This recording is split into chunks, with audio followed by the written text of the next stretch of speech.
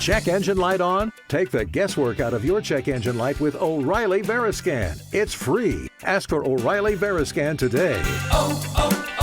O'Reilly Auto Parts. 30% discount at Stone Stopper by Moonstone TM. Find us at moonstonenutrition.com. Here radio. Stone Stopper by Moonstone TM is a doctor-developed, science-backed kidney health solution with 30 MEq of alkali citrate to prevent kidney stones. Available in powders and capsules. Enjoy an exclusive discount with my promo code moonstonenutrition.com for radio to get 30% discount. The Clyde Beatty Show.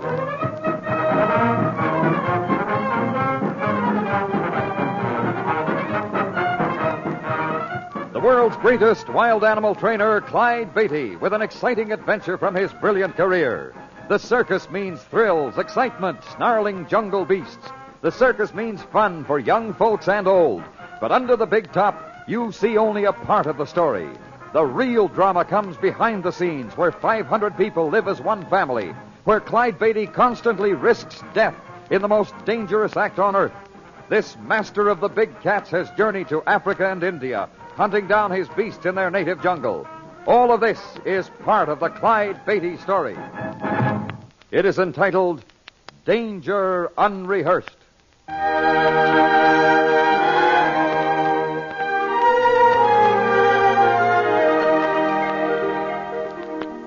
A typical circus crowd is made up of people from all walks of life. Little people and big, old and young, rich and poor, all drawn together by a common bond. The love of a spectacle combined with excitement and adventure. And yet, few people realize the drama that takes place behind the scenes, or the events leading up to some of the greatest thrills ever witnessed. Indeed, many of the stories born under the big top sound unbelievable, especially those which have to do with the jungle performers, the big cats. But they can happen. Ask any animal trainer. In fact, ask the greatest of them all, Clyde Beatty. Yes, some of the strangest experiences in my career sound like the most exaggerated fiction. For instance, I remember a few years ago when the circus was starting a 3-day run in Omaha, Nebraska. It was a hot July afternoon and almost time for our opening matinee. My wife, Harriet, and I were walking through the menagerie tent toward my dressing room. Well, Sultan seems to be feeling better this afternoon, Clyde. Are you going to use him today? Sure, he's fit as a fiddle now. I think he was only half sick and half playing possum in the first place. Oh, he's hardly acting like a possum now, at any rate. But I'm glad he's all right again. He's really the most beautiful tiger in the act. And the meanest. Yes. Yes, I know. Clyde, why do you use him? He does nothing but cause trouble. If he isn't fighting the lions, he's springing at you every time you turn your back for an instant. You seem to forget something, dear. That's what people pay good money to see. If I had a bunch of tame tabbies in that arena, everybody'd be home playing ping pong instead of going to the circus. Oh, there you are, Mr. Beatty. Been looking for you. Well, what is it, Hayes? It's Empress. I don't think you'll be able to use her for a few days. Empress? What do you mean? What's happened to her? She's limping all over her cage. Got a sliver in her front paw. A sliver? Yeah. Hayes, didn't you fix that broken board in her cage, the one I told you to fix 4 days ago in Sioux City? Well, no. There's been so much to do, I just haven't had time. I notice you've had time to have a few drinks. I only had a couple, you know. You know the rules as well as I do, Hayes. Fine cage man you are. Alcohol and wild animals just don't mix. And when you lie down on the job until the animals suffer, it's twice as bad. She'll be all right. Just got a little infection. Sure, just a little infection. I've got a good mind to fire you right here and now. I've put up with too much from you already. Now, wait just a minute, Beatty. I ain't done nothing. Clyde, please, don't be too hard on him. Well, all right. But get this, Hayes. I don't intend to speak to you again about either the drinking or doing your job. You understand? Sure, I understand. You don't have to be so high and mighty about it, Mr. Beatty. Go find the vet and help him get Empress in a collapsible cage so he can look after that splinter. And do it now. All right, I'm going. And tell him to stop by my dressing room when he's through. Come on, Harriet. Let's get on over there.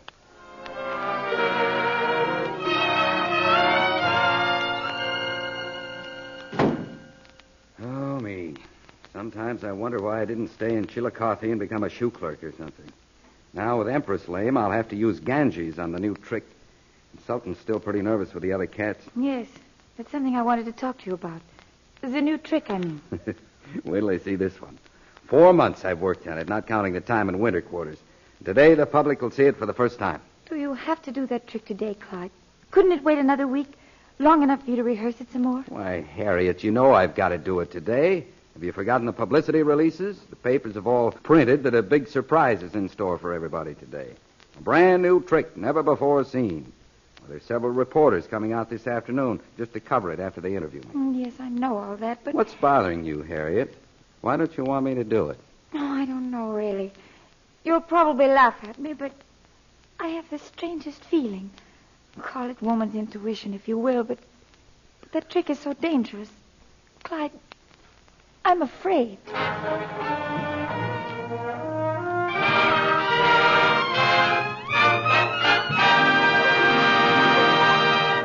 In just a moment, we continue with the Clyde Beatty adventure, Danger Unrehearsed.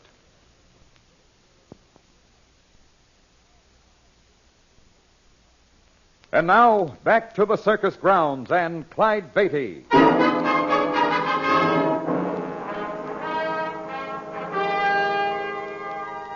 The seats under the big top were filling rapidly as the time drew near to begin another matinee performance.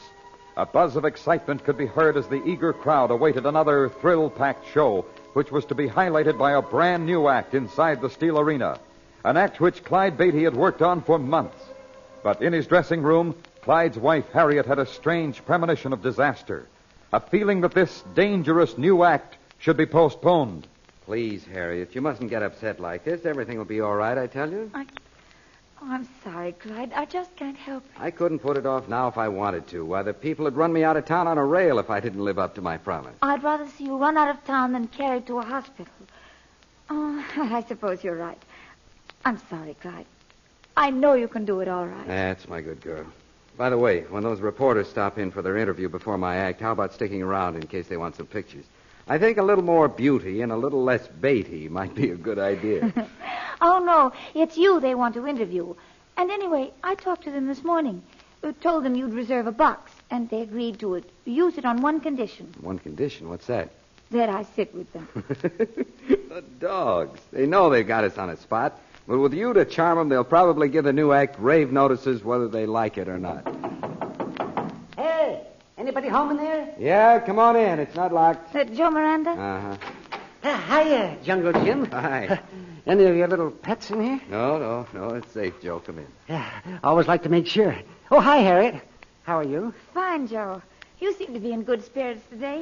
That's from the high altitudes, Harriet. Never yet saw a trapeze performer that wasn't giddy down on the ground. Want to take my place up there someday, Clyde? You think I'm crazy? Why, I wouldn't get up and swing on one of those high trapezes for all the gold in Fort Knox. And I wouldn't get in that cage full of cats of yours for all the diamonds in South Africa. Well, now that you've both thrown away a fortune and decided to stick with something safe and sane, maybe I can get a word in. How's May, Joe? Oh, she's okay. Still harping on the same old tune, though. I thought she might already be here. Said she'd meet me about now. She's still wanting to buy a farm and raise chickens. Huh? Yeah, that's all I hear.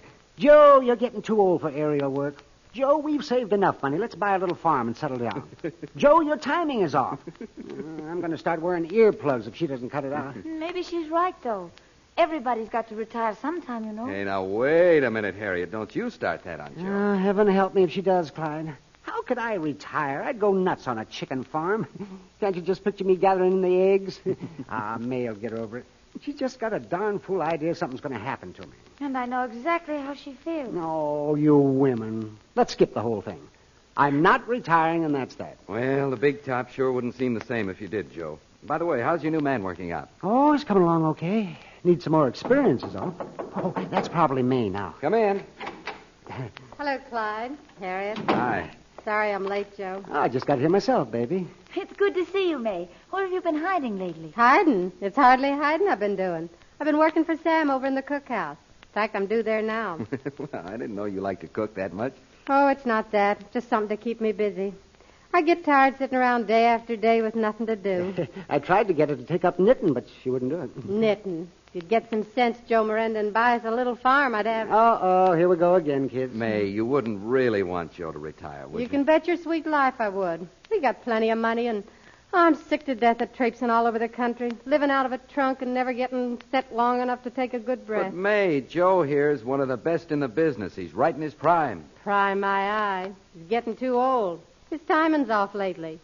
But, of course, he blames it all on his new man. Well, you know as well as I do that that's all that's the matter, May. Look, Joe, you can't fool me. You almost missed an easy transfer the other day. Almost flopped right into the net. Oh, stop exaggerating. The day I miss a transfer and fall into the net, I will retire and buy a farm. Sure, you've been saying that for a long time. I'd just like to see you make that a promise. Well, all right, it is a promise. But don't hold your breath till it happens. There's nothing wrong with my timing. Well, no use arguing about it. But I got witnesses, Joe. Harriet and Clyde. Remember what Joe just promised. Sure, we'll remember. But I agree with Joe. You're liable to be in for quite a wait. That's telling her, boss. Oh, hey, look at the time. I better get going. Here, come on, May. I'll walk you over. I'll see you later, kids. Bye, May. Joe. So long. Come back after the show. Thanks, we'll do it. Bye. Gee, I hate to see May and Joe arguing all the time. They're both swell people. Sure they are, but their problems are their own business, I guess. They'll just have to work them out themselves. Clyde, I think I'll run and get a sandwich. I'll be back in a few minutes to take the reporters to their box, okay? Sure, only don't be gone too long. I may need moral support. I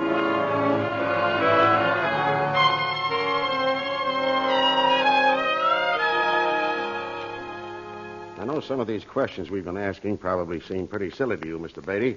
But you know the public, they want to know everything. As a matter of fact, your questions have all been good ones, Mr. Collins, and I believe in satisfying the public's curiosity, so fire away. Well, another one my kid wanted me to find out about is this. He said some of his friends told him the lions and tigers you use are all tame, that you've raised them ever since they were cubs. That idea seems to be quite a popular one, but it definitely isn't true. Right now, I'm only using 3 or 4 cats that were born in captivity. Actually, they're harder to train and more undependable than jungle-bred animals. I notice you say more undependable, Mr. Beatty. Does that mean that you can't really depend on any of them? Well, perhaps my choice of words isn't the best, but that's about what it amounts to, Mr. Fry. There's not one cat in the group that wouldn't attack and kill me if I relaxed and gave it the chance. Holy smoke. The more I hear, the more I like the newspaper game. Yeah, me too. By the way, is it true that you don't have any real bullets in any of the guns you use? Yeah, that's right. I use nothing but blank cartridges. But what if one of those cats managed to get you down and was about to kill you? Well, it'd take more than any pistol to stop that, I'm afraid. You see, there are 2 good reasons for just using blanks. One is that a real bullet might hit a spectator, and another is that even if I hit the animal that attacked me, it'd only wound it and infuriate it all the more. Well, what good do the blanks do? And the chair and whip? Oh, they're mainly used for getting the animal's attention or diverting their attention from me when they attack. Yeah. Oh, say, isn't it about time we got out to our seats? Yeah, I think it is. I got to dress and get ready for my act. Just one more thing, Mr. Beatty. Yeah? What's this new surprise part of the act going to be? No. You'll just have to wait and see it when everybody else does. Wouldn't come as a surprise if I told you what to expect. That's fair enough. Webb here's just too nosy. Well, it's been very interesting, Mr. Beatty. We sure appreciate you giving us so much of your time. It's all right. I hope you'll come back and see me again. Let me see if my wife's outside. Say, that's right. She's still going to sit with us, isn't she? I think she is. Oh, there's Harriet talking to that midget by the sideshow tent there. Just go on over and she'll take you to your box. Oh, well, thank you. Okay, Thank you, Mr. Beatty. Well, Good luck to you. Mr. Beatty, could I see you for a minute? Well, I got a dress now, Hayes, but come on in. I just wanted to apologize for the way I've acted, Mr. Beatty. You were right. I've been laying down on the job and drinking, but just want you to know it won't happen again. Well, I'm glad to hear it, Hayes. I believe you mean it. Here, I came past the cookhouse and brought you a cup of coffee. Thought you might like it before you go on. Well, thanks, I sure would. Just set it down there. Okay. And thanks for giving me another chance, Mr. Beatty. I won't let you down. Other shows we have for you to enjoy at myclassicradio.net. The Avengers was most certainly not a household name in South Africa prior to the radio series. With no national television service until 1976, the mechanism simply was not present in the country to show television programs to mass audiences. While many other countries reveled in the filmed adventures of John Steed and company, South Africa was not equipped to join in the fun. The series took Britain by storm and made a major impression in the American markets, being the greatest of rarities, a British series given a network transmission slot. However, as a filmed series, rather than a videotaped one, The Avengers was able to gain a modicum of exposure in South Africa through film rentals. Come and listen at myclassicradio.net. Oh, forget it, Hayes. I tell you what, you go check that tunnel gate again, will you? I'm not going to let Ganges into the arena until just before the new climax of the act. We'll keep him in the tunnel so he'll be ready to come in when I want him. Say, that's a good idea. He always starts a fight the second he goes through that tunnel gate anyway. I'll check it right away. Good. I gotta hurry now. I'm on in 10 minutes.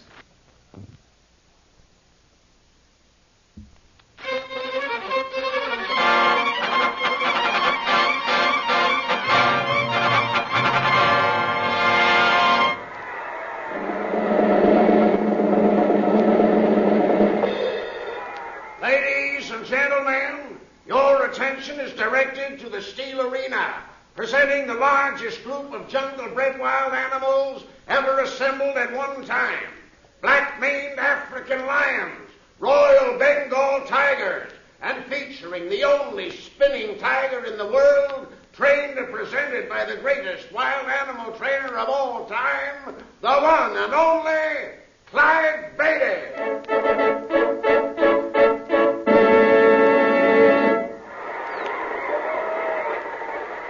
Well, it won't be long now, gentlemen. Oh, you said it, Mrs. Beatty. Wow. Look at those brutes come roaring into that big cage. You know, somehow I think I'd rather be watching the whole thing from this box than from where your husband is, Mrs. Beatty.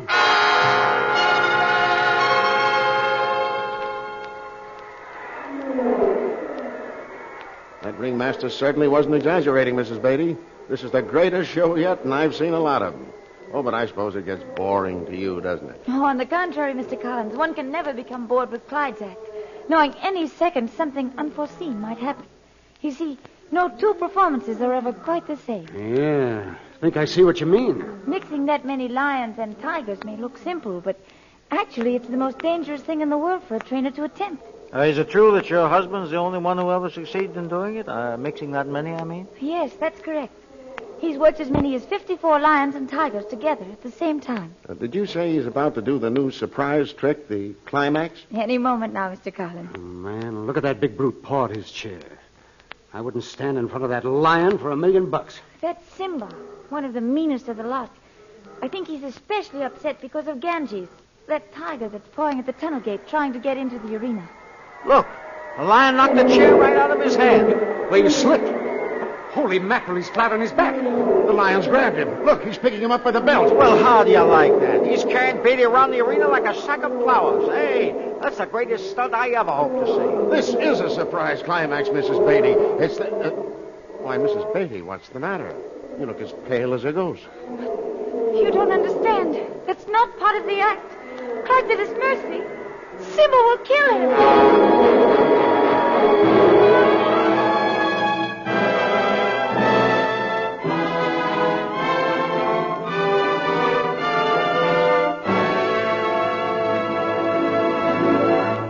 Before we continue with the Clyde Beatty Show, here is an important message.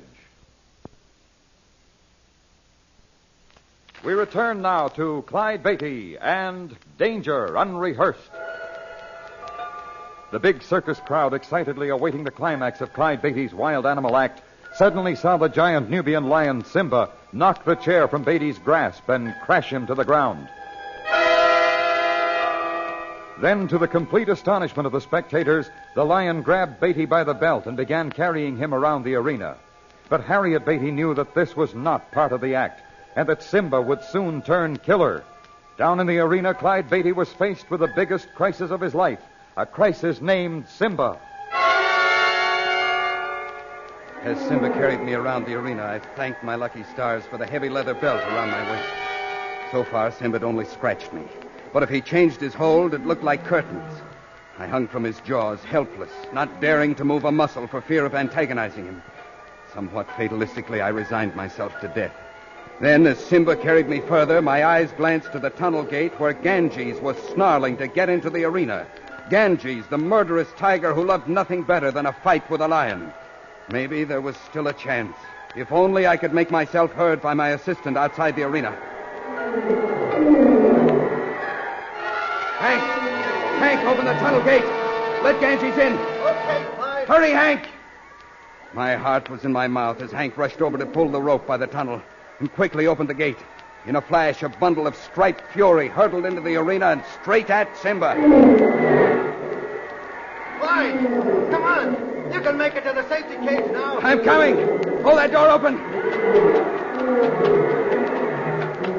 Hurry up. Here comes Caesar. Okay, slam it. Oh, brother, that was close. Looks like they're all going to be mixing up in another minute. Hey, Clyde, what are you going to do? I'm going back in there and break it up. Hand me another chair and be ready to give me a fresh flank gun when I yell. I may need plenty before I'm through in there. Clyde, have you gone nuts? Why not just turn the fire hose on them? Nothing doing, Hank. Look out. Let me back in there before they forget who's boss of the big cage.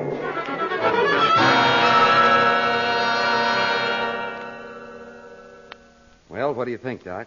I think you're the luckiest man alive, Beatty. Fortunately, those scratches aren't deep and should heal quickly, but we can't afford to take any chances, so that's why I gave you the tetanus shot. That darn needle was worse than the bite, but thanks anyway, Doc. I still can't understand it, Clyde. When Simba first poured at you, you didn't seem really to be trying to keep him from knocking the chair out of your hand. And you were so slow in sidestepping his charge. Yeah, that's got me puzzled, too. I began feeling sort of funny almost as soon as I entered the arena, almost like I was drowsy. What's this? Drowsy, you say? Yeah, Doc. I didn't think much about it at first, but by the time Simba started acting up, I discovered I was terribly slow in my reflexes and felt sort of weak. What did you have for lunch, Clyde? Just a cup of coffee before going on. Well, you do that frequently. Surely that couldn't upset you. No. Of course, coffee couldn't. The only thing What, is... Clyde? Hayes brought me that coffee.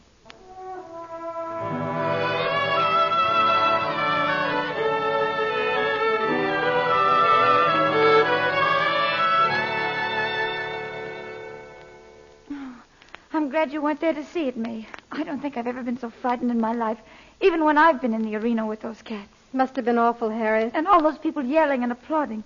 They all thought it was part of the act. Even the newspaper men thought it was the new trick Clyde had promised. Well, from the looks of this belt here, that lion wasn't exactly being playful. Looks like a punch board. Oh, thank heaven he had it on.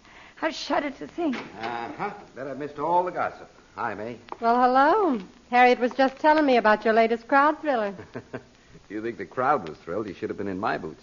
Doesn't sound like you, Clyde. Not being able to sidestep without falling down like that. I know, it was downright embarrassing. But as I told Harriet and Doc Miller, I was kind of groggy. Everything I did seemed to wind up in slow motion. What? No, I forgot to tell May that. Well, maybe it's just as well. After all, we don't know anything yet. Say, what's this all about anyway? Oh, nothing much. It's just something... I'm in a rush, Clyde, but I wanted to tell you, I sent Tuppy right in with that stuff, and he just called from the laboratory. And our hunch was right. Are they sure about that, Doc? Absolutely. They found distinct traces of phenobarbital. Well, I'll be. Okay, Doc, thanks. Better watch your step, Clyde. See you later. What will you do now, Clyde? Shouldn't you report this to the police right away? Yes, I guess I'll have to, but it's still hard to believe. Would you two mind letting me in on this? Oh, I'm sorry, May, but it seems that somebody's trying to speed me to an early grave. I drank a cup of coffee just before the show today, and it was doped with sleeping pills. What? Oh, no. You know Hayes, one of the cage men, don't you? Hayes, yes, of course. Well, he and I had a little trouble this morning, and I threatened to fire him. Then, just before my act went on, he stopped in, apologized, and gave me a cup of coffee. But I guess he didn't mean that apology. The coffee was doped. That's what slowed my reflexes. Oh, Clyde, and you were almost killed because of that coffee. Why, May, you're white as a sheet. Are you all right? Yes, I'm all right. I'm going to find Hayes, Harriet. I want to have this out with him right now. Clyde, don't. But I've got to, May. There's no telling what he might do next. That's what I mean. He didn't do anything in the first place. It was all my fault, Clyde. May, what are you saying? It's true. Hayes isn't to blame. He just got things mixed up. I gave him that coffee with the sleeping pills in it. What? But why, May? Oh, it wasn't meant for you, Clyde. Hayes came over to the cookhouse to get you some coffee, and I saw a chance to carry out an idea. I fixed you a cup and another one for Joe.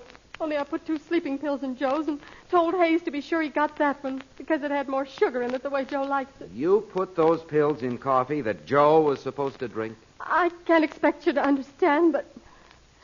Well, remember the promise Joe made about quitting the circus if ever he missed a trapeze and fell to the net? Why, yes, I remember. Well, I got to thinking. Maybe if I put those pills in the coffee, it would throw his timing off and he'd miss. I didn't put enough in really to hurt him any. Why, May, I can't believe you'd do a thing like that. I know it's too late now, but I'm sorry, Clyde. I almost got you killed. just because I wanted my chicken farm. Clyde knows you didn't mean for him to be hurt, Maeve. I hope so. But when Joe finds out, it'll be the end of us. The end of everything, I guess. And I can't blame him. Joe's not going to find out, May, on one condition. Oh, Clyde, I'd agree to anything if you won't tell him. Well, I won't breathe a word of it if you'll swear never again to try to force Joe into retiring. Don't you see, that's not the way to go about it. Joe's one of the greatest aerialists in the business. He's just got to go on as long as he's able. I know that now. I guess I knew it all along. I was being selfish and only thinking of myself.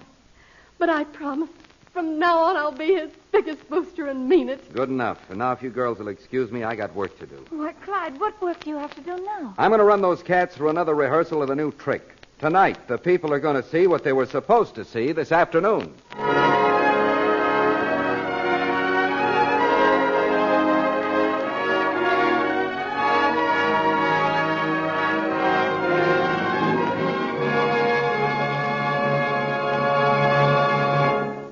Clyde Beatty will be back in just a moment with an exciting preview of next week's adventure.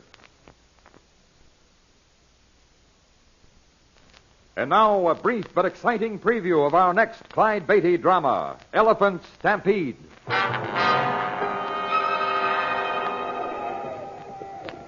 Harriet, old Wango's boys sure know their business. They got the whole elephant herd on the run. Oh, aren't they big bulls? Yeah, we'll catch some fine ones this time. They're headed straight for the stockade. Oh, I hope the elephants don't see us here. If they charge us, we'd be trapped. We could never climb that cliff in back of us. Ah, don't worry. They'll never spot us here in the bushes. See, they're going right by. Clyde, that tusker, he's seen us. He's charging us. Get behind me, Harriet. I'm going to shoot. He's still coming. Shoot again, Clyde, quick. I can't, Harriet. The gun's jammed. Clyde, the whole herd's turned with him. We're trapped. We'll be trapped with the den.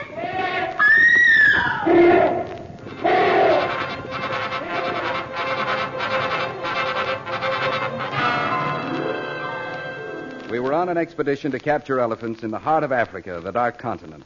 For days, we traveled through dense jungle, through the dread Ituri forest, land of the pygmies, living always on the edge of terror. For we'd been warned that the tiny men were deadly. But the threat of the world's smallest men was forgotten as we faced a charging herd of the world's largest animals. In Elephant Stampede, you'll live with us through one of the most dangerous experiences of our careers.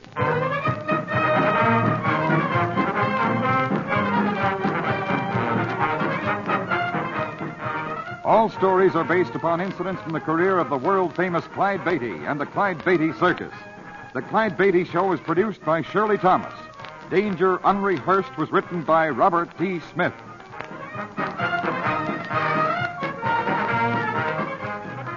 All names used were fictional, and any resemblance to persons living or dead is purely coincidental. This is a Commodore production.